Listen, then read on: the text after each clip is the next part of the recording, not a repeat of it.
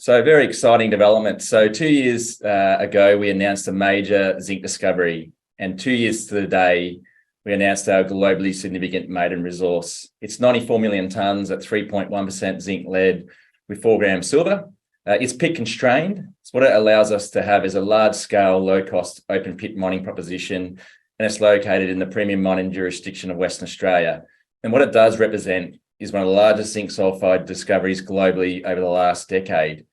And what's great about zinc is it's highly leveraged to the global renewable energy transition. It's used in wind farms and solar panels, and zinc's very hard to find. So if you want some zinc exposure and a long mine life, there's not too many around. So we've got a great opportunity to be involved in that.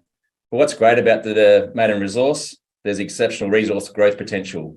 The deposits today remain open with less than 35% of our 45 Ks of strike tested, which hosts those open pits. But we're getting up to 20% in these feeder targets. So it also gives us the chance for high-grade MVT deposits below our known deposits. And we think there's significant potential to increase the supergiant category to circa 300 million tonnes plus, which put us into a very rare air. And like any good deposit, you want to make sure you can economically extract the metal. Late last year, we had excellent metallurgical results where we had high recoveries and marketable concentrate grades.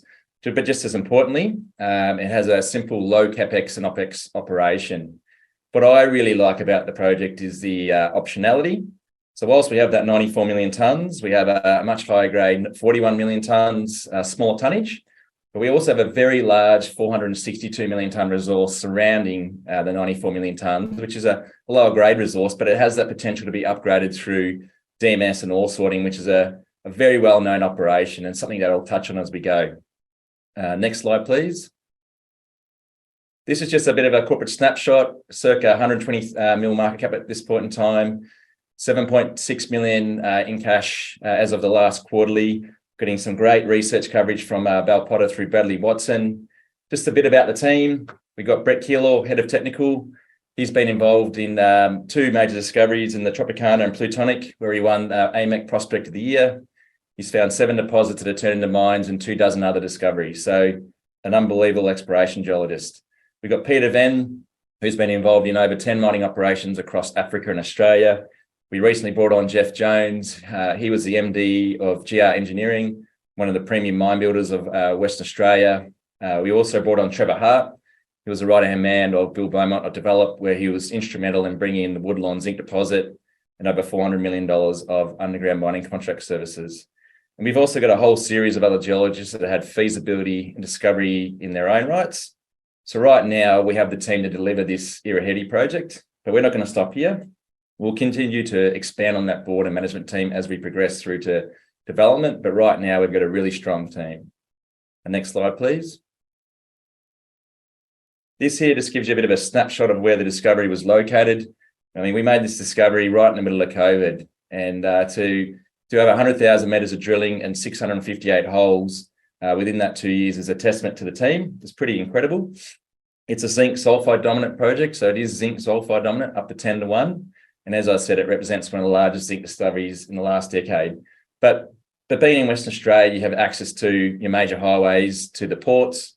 You've got Port Hedland, Geraldton and Esperance. What's great is Port Hedland is bringing in a new port called Lumsden Point, and that's just going to be solely focused on critical minerals like nickel, copper, cobalt, zinc. So we've got another avenue to various parties throughout the world. The yellow line that you see there is a gas pipeline, only 50 Ks away from the deposit, so we have power. And if this resource gets up to that 300 million tonnes plus, then we potentially need a train line. And you'll see that there is a train line up to Leonora. We think that could be extended up to Aluna. So no better place to make a major discovery of this scale than Western Australia. Next slide, please. This here is the snapshot of our maiden resource. We had an independent geologist review that maiden resource, but we also had an independent engineering firm called Aurelia that put all these assumptions together. So this is a pit constrained resource. So this has had assumptions put forward in regards to transport, mining scenarios, and all your treatment. So we believe this 94 million tonnes at 3.1 is what we believe is economic as part of in a pit shell. As you can see, there's a smaller tonnage, higher grade scenario. what I'm really excited about is that 462 million tonnes at 1.3%, which we believe could potentially be economic based on upgrading those grades through DMS and ore sorting. And I'll touch on that more as we progress. Next slide, please. This here just gives you an idea of where the maiden resources are. We have 3 resources in the Chinook, Tonka and Navajo. The yellow outline is where we've had the wireframes to have those maiden resources. You can see clearly Chinook is the biggest resource. It's where we focus most of our efforts. We've got the Tonka and the Navajo as well. So all those resources are open in all directions, not just along strike, but at depth as well. And you'll see in between Tonka and Chinook, huge area for the resource to grow and expand, and also a lot of space in between Navajo and Tonka, which we'll focus on throughout the course of the year. Next slide, please.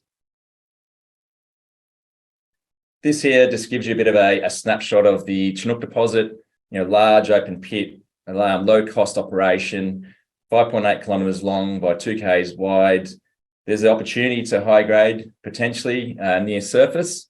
We believe the whole thing eventually will be mined. But what we've been focusing on are these feeder zones, which I'll touch on soon, which are hosting the high-grade resources. Next slide, please.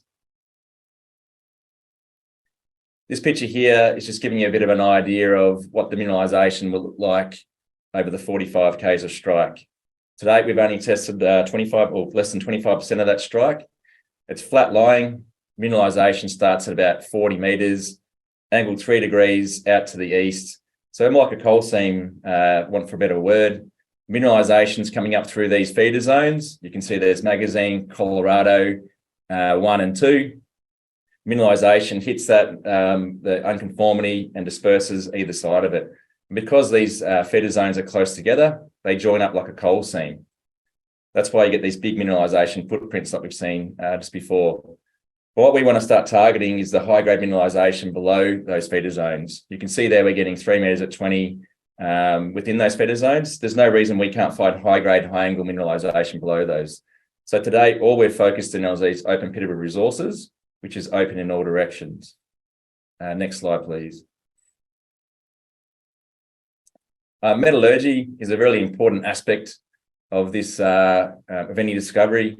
And as I said, we had some fantastic results at the back end of last year, where we got high zinc recoveries to 90% in cleaner concentrates, coarse grind size, 150 micron. We had fast flotation with clean sulfide separation, site water. We have a very simple and conventional process flow sheet, which is low CapEx, OpEx operation.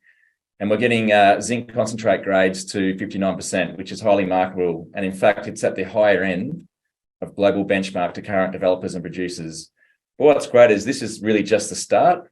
We have considerable potential to have optimization and improvements through this and beneficiation. Next slide, please. Now, DMS and ore sorting is going to be another game changer for the project. So whilst we have that 94 million tonnes at 3.1%, we've also got that 462 million tonnes at 1.3. Now, what DMS and ore sorting is basically a simple process of sorting the waste from the ore before it goes through the processing plant. And you'll see some examples of other projects around the world where they're getting 4 times upgrade up to 8 times upgrade. So what that effectively means is that a 1.3%, if it gets that 4 times upgrade, could potentially be 8% to 10%. You also have the 80% waste removal that actually goes back into the pit and obviously saves with your CapEx and operations. So this is something that we're going to be doing throughout the course of this year, which will be another big catalyst for the project. Next slide, please. This here is just a great schematic just to give you a bit of a summary and an idea of how this mineralisation is focused in on where we're targeting. So you'll see the middle feeder fault, mineralisation coming up through multiple geological formations in 4 and 5. We've been targeting 1 and 2. And what we're seeing is when the mineralisation hits those feeder zones, you get big mounds of metal and much higher grade. As the mineralisation gets further away, the grades decrease. But because these feeder zones are close together, you get this big mineralisation envelope with these high-grade centres. Now, what recently happened is a group called Strickland Metals to the south of us has drilled into that target 4 and had significant high-grade mineralisation. They followed up that drilling with another drill program into the area in the pink, into the basement, which suggests that that could be the source of the no mineralisation. So today we've only focused on 1 and 2. So that mineralisation could be the outer metal halo of a much bigger high-grade system below. And so that's something we're going to look to test so far. We've only tested 1 and 2. This year we'll start testing 4 and 5. Next slide, please. This next slide here just gives you a bit of an idea of the overall prospectivity of the project. We've actually got over 45 kilometres of the Navajo conformity. As I said, we've tested less than 25%. You'll see the Chinook deposit has 8 kilometres of mineralisation by 2 k's wide. The Tonka and Navajo is focused in onto the southeast. So today, what we're about to embark on now is start testing the extensions of those. There's a 9-kilometre Navajo southeast trend to the southeast, and we've got over 12 kilometres to the west of the Chinook deposit called the Sweetwater trend. So we've actually got some RC drilling there starting to test for the near surface high-grade feeders. We also want to start to understand, is there potential for high-grade underground below those Chinook and Tonka deposits? Now, if you've got 8 kilometres of mineralisation, there's a high chance you're going to have a series of high-grade feeders below those. That's the exciting next steps for us. We're going to be doing a diamond hole over the coming weeks. We're also planning on doing some further drilling in between throughout the Chinook and Tonka deposits, which will give us enough volume of mineralisation to start testing that DMS and ore sorting as well. So your 3 catalysts are going to be your near surface RC drilling, the testing for high-grade underground deposits below the known deposits, and then obviously about 30 holes to start testing that DMS, which could elevate the grades. Next slide, please. Now, zinc does play a critical role in the low carbon economy. It's particularly for the renewable energy storage. So it plays a critical role in your wind farms, plays a critical role in your solar panels. And we think in the future it will play a big role in the battery scenario as well. But right now it's really critical for renewable energy. Next slide, please. This here just gives you a great schematic of where the forecast is for zinc. Now, zinc particularly is pretty hard to find. You'll see zinc inventories are at all-time historic lows at the moment. 4 of the top 10 major mines are running out of ore in the next 10 years. And you can see here by 2040, there's a big production capacity requirement looming. And if you start factoring in the South 32 climate change scenario, which is starting to look at those renewable energies, there's a really big capacity requirement. And what that says to us is we need new discoveries and new deposits to come online. Now, what's going to fill that gap? Next slide, please. This here just gives you a bit of an idea of the global scenario of deposits. Now, I would like to say that 92% of deposits underground, the much higher mining cost scenario. Very hard to find those open pittable resources. So where we sit right now, you'll see nearly the 100 million tonne mark, which is circa giant category, very rare. We hope that over the next sort of 12 to 18 months, we can start growing that to 200 to 300 million tonnes. If that DMS does work and we can start to elevate the lower grade material, we could potentially have 500 to 1 billion tonnes of metal, which is very significant. And if you can, then it's not even factoring in that we could have the high grade MVT type materials below those known deposits. Now, to give you a bit of an idea of what a transaction like this could look like, we're currently at 120 mil market cap. 4 years ago, South 32 bought the Hermosa deposit, 120 million tonner underground deposit for over 2 billion cash. Now, they're about 18 months away from where we are to date.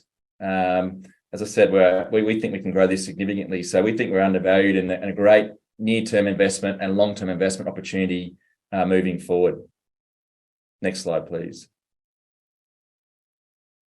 I think like any good company at the moment, we take sustainability very seriously. Particularly working with your stakeholders, so working with the Shire and the local station owner. But the most important element is working with the TEMPAC people. So we're working with them very closely. We sponsor a charity in town that puts through underprivileged kids through school. We're running a field scenario where we have the TEMPAC people on site. And we want to continue to grow and strengthen that relationship with the TEMPAC people and be collaborators as we progress this project. Next slide, please. So here now is a bit of a page on what the catalysts are going to be. And as I said, we're at a very exciting phase. We're only 2 years into this major discovery, but we think there's so much room for this to grow and expand. So what we're focusing on now is testing the 9-kilometre Navajo Southeast Trend and the 12-kilometre Sweetwater Trend, looking for near-surface high-grade feeders, which will not only give us the near-surface benefits, but the potential targeting for high-grade underground. We're doing a deep diamond hole beneath the Chinook deposit as we speak, looking to start targeting those high-grade underground deposits below our known discovery or known deposits. And that will just be the start of us starting to start to work out how we can actually vector into those high-grade deposits below. And as I said before, we're also looking at doing a whole series of drill holes throughout the course of the deposits to give us enough samples to start testing for that DMS and ore sorting, which could potentially upgrade the lower grade ore 4 to 8 times. And then by the end of the year, we're hoping to start our scoping level studies. So just as, as a dismount, very exciting phase. As I said, the last transaction this size was bought for 2 billion. We're 120 million tonnes, and we're very active on the ground, and can't wait to get stuck in. So I appreciate all your time. Thanks, Shane. Really fascinating story. We're watching this very, very closely. Got a few questions for you. Let's talk about your flagship Erahedi project. You recently announced what can be considered a significant maiden zinc resource estimate. What are your plans to further delineate and grow this resource? Yeah, so I guess growing the resources, like I said, we're looking to do some regional exploration with a much better understanding of how to target the high-grade feeders. The first 2 years, obviously, was an enormous effort to find 100 million tonnes, but we feel like we've now got a better handle of how to target those feeders with gravity and a whole host of other geophysical targeting. So we're looking to expand on that on the 21 Ks of strike outside of those deposits. We'll also look to expand on those resources because they're open in all directions, not just along strike because it's flat lying, but also start targeting the high-grade potential underground as well. Okay, thank you. Another one here. The resource is a sulfide deposit. How important is this fact? And how does the sulfide nature of the deposit help in the development and the demands on CapEx, etc.? Well, it is a sulfide. So, if you're nearer to the surface, you get a lot more oxide, but a sulfide deposit is very positive for when you're looking to complete your zinc concentrate. So this is a zinc dominant resource. Our deposit is a 3-to-1 zinc to lead ratio. So our focus is on doing a zinc concentrate where we think that, the sort of areas globally that we might look to buy zinc would be, Japan, Korea, China. And so zinc sulfide is a really important element to that. Right. And one online here. Does Rumble plan to define the resource along Erahedi or opt for a more immediate cash generative business on part of Erahedi?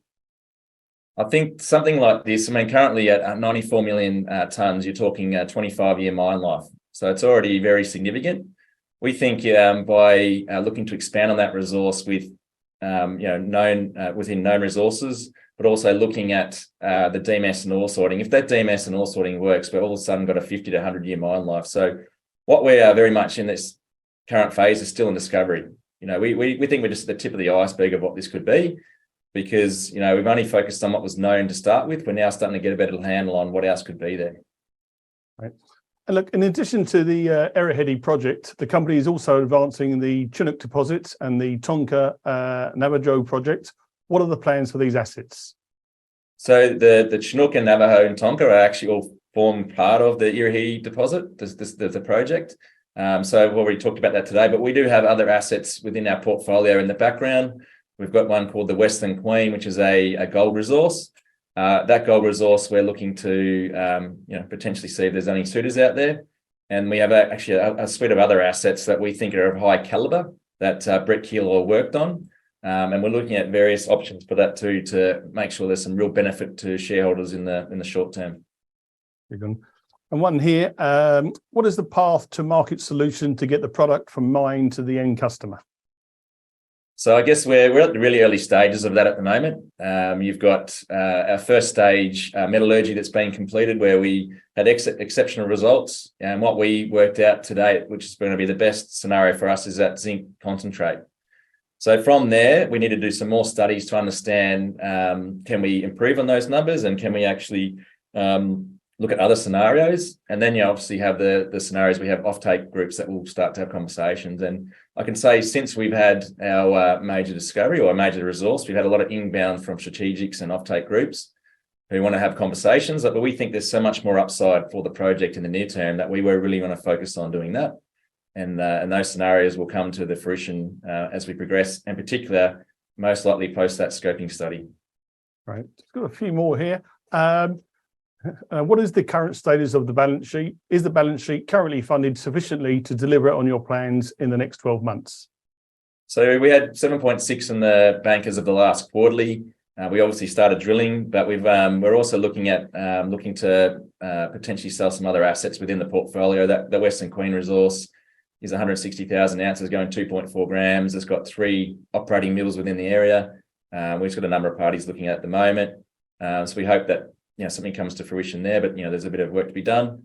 But in the short term, we have obviously down the track we'll have to look to do something, but right now we've got sufficient funding. Yeah, great. And last couple, what are the key pieces of news investors can expect us to hear from you in the next few months? So we got the RC drilling commenced along the Navajo southeast trend and the Sweetwater trend, looking to find near surface feeders.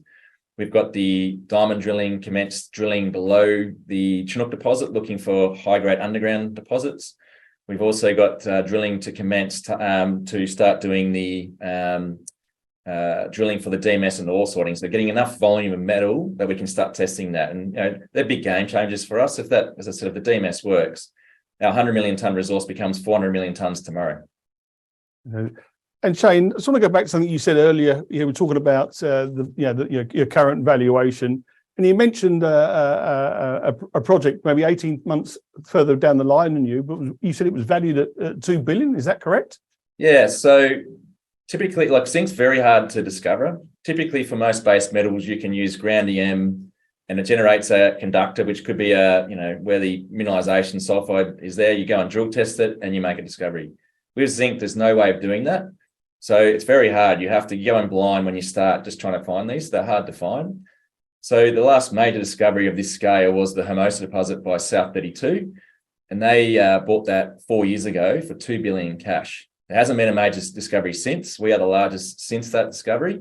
And you'll start to see now, because of this decarbonisation, a lot of M&A starting to happen. Because if you've got a long mine life type scenario, you've got BHP buying Oz Minerals for their copper. You've got Albemarle trying to buy Liontown for their lithium. Glencore's in a takeover to Teck at the moment, who has zinc, copper, and coal assets. So what we have is a multi-commodity cycle asset, a circa 25-year mine life. If this becomes 100-year mine life in Western Australia, very attractive because they're very rare to find. And, as we mentioned, and one of your earlier presenters mentioned, renewable energy is a big thing. Zinc plays a critical role in solar panels, wind farms, and that renewable energy moving forward. And there's a deficit looming in the next sort of 10 years. Dane, look, many thanks for your time, Dave. Truly a fascinating story. We'll be watching it very closely, and it'd be great to get you back on in the next few months. So have a great weekend, and thanks again for presenting. Thank you, Paul. Much appreciated. Thank you for everyone's time.